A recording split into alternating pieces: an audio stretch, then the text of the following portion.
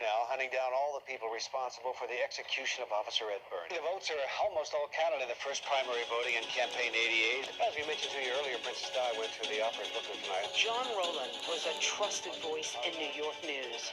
His reassuring manner guided us through tumultuous times, helming the #1 rated newscast, the 10 o'clock news, for close to 30 years. There were some very dangerous men on the loose who killed a man who worked for an armored car company. I had the privilege of anchoring with him for over 6 years. He taught me about fairness in presenting the news, and I felt his passion and respect for the audience who watched his nightly broadcast. Still ahead, we'll have any late developments from Libya. John began his broadcasting career in the 1960s. His first major assignment was for NBC News in Los Angeles, the year 1966. After a short stint at NBC in Los Angeles, John was hired to report for the then-owned Metro media station in LA, KTTV, where he covered the Robert F. Kennedy assassination and the Charles Manson trial. December 1969, John moved from the West Coast to the East Coast to join Metro Media, which became Fox 5 News. John was on the political beat during the week and in the anchor chair for the 10 o'clock news on the weekends. He took over as the main anchor for the weeknight edition of the news in 1979. John was known for his frank delivery and his compassion for New Yorkers who were then living through the violent 70s in this city. And every now and then, he even made the news. In 1983, John and his friend were having a late-night dinner at the Racing Club, a restaurant across the street from Channel 5 Studios, when 3 armed men entered the restaurant and attempted to rob customers. John wrestled with one of the robbers and shot him in the leg. The other 2 robbers then attacked John, hitting him over the head with a gun. The attack made the front page of every local paper. I grabbed the gun and we were on the floor. All of a sudden I felt another gun on the side of I could see out of the side of my head. The fellow was standing up and pointing a rifle at me. He said, "I have a shotgun, I'm going to blow your brains out." And again, before I knew what happened, I had grabbed a hold of the shotgun and he was on the floor. And we were rolling around and I had my hands on both guns. Some shots went off from the pistol. Then I heard a voice saying, "All right, that's it." And I turned around and I looked up and I saw a third gun. And at that point I said, okay, I'm outnumbered, I'm outgunned. I said, "You got me."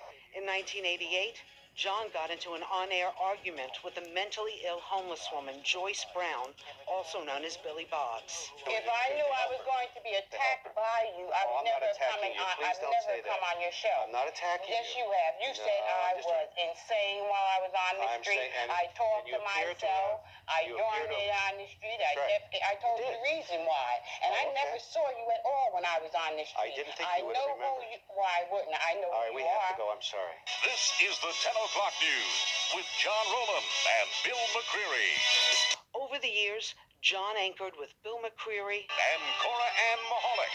and me. I remember it well. I was pregnant with my son in April of 1994. Carl will make his usual Friday appearance next, but his unusual plays of the week. And he'll also have the Mets and Yanks highlight. Stay with us. Sitting next to John was always a learning lesson. He took pride in his writing and his down-to-earth communicating.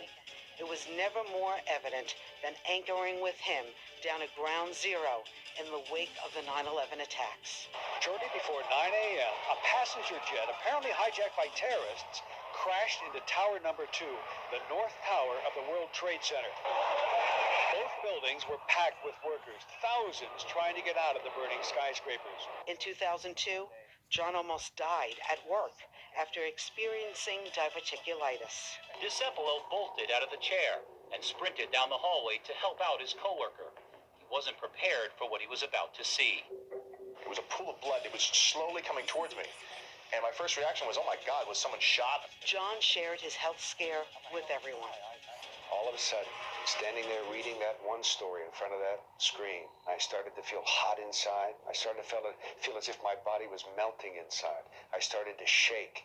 I started to feel very hot inside and out, and I knew something was wrong. Just a few months ago, in February, Steve Lacy and I Zoomed with John from his home in Florida, where we reminisced about working together and anchoring the most prestigious local news show.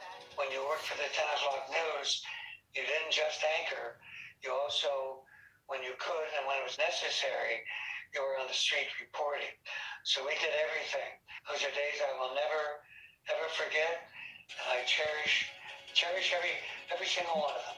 We also laughed about our nightcaps at Elaine's restaurant and his old stomping grounds of Studio 54. Were you anchoring then, and do you have any recollection of that, John?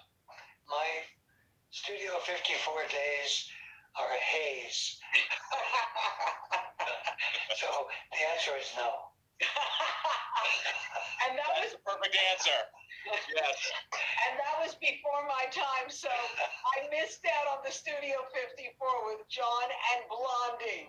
John spent his last years living with his wife Zaida in Florida.